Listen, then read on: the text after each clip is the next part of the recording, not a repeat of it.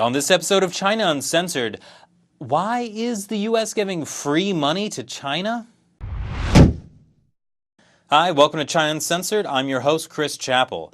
China is the world's fastest growing economy, the second largest consumer of energy, maintains the largest standing army, and holds about $1.2 trillion of American debt. So you gotta wonder why the US feels China needs a handout.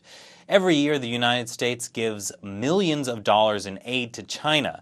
That's even when the wealthiest 70 delegates of China's National People's Congress are worth $89 billion. That's more than 11 times the net worth of the entire US Congress.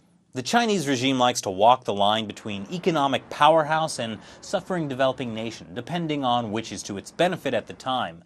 So this is the image China likes to project most of the time.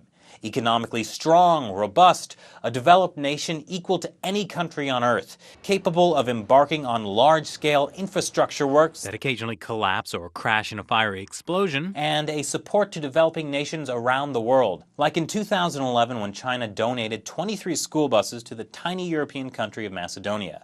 Sure, the country's per capita GDP are basically the same, and sure, Macedonia spends more of its GDP on education than China, and sure, it happened to be just 9 days after a school bus in China crashed and killed 19 preschoolers, but you know, as long as China has foreign aid buying their school buses, they can afford to give, and shaft their own people on education funding. So this is the China the Chinese regime likes to publicize. But then there's this China. The rural China, basically everything west of the major coastal cities, though even some parts of those cities don't seem to be doing too well either. So because the Chinese government is horribly corrupt and mismanaged, the gap between the rich and poor is fairly stark. But the Chinese regime uses that to its advantage because you get all kinds of perks as a developing nation. Between 2001 and 2011, the United States gave China $310 million in aid money.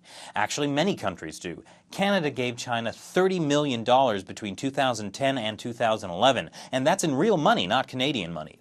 Now, officially, the money is used to, quote, promote human rights, democracy, the rule of law, and environmental conservation in China and Tibet, and to support Tibetan livelihoods and cultures. Yeah, that seems to be working out. So the Chinese regime is fine taking free international money while it can afford to invest billions of dollars in Africa, but not a penny for these guys. China's status as a developing nation also means concessions on international protocols. For example, the Kyoto Treaty. It's supposed to regulate greenhouse emissions and prevent, total world destruction, but China is exempt because it's a developing nation. So because China can burn as much coal as it wants, they've become the largest coal consumer on Earth. Of all the coal burned in a year around the world, 47% is burned in China. Think about it. That means they burn almost as much coal as the rest of the world combined.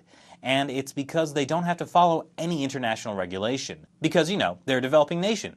Now, this is making a lot of people kind of, a bit peeved that their countries are just giving money to China. That's why Canada has said they'll be cutting off direct aid to China by 2015. But so what do you think? Should the US do the same? Email me at chinauncensored@ntdtv.com, or you can follow me on Twitter and like China Uncensored on Facebook. And as always, be sure to subscribe and comment below. Once again, I'm Chris Chappell. See you next time.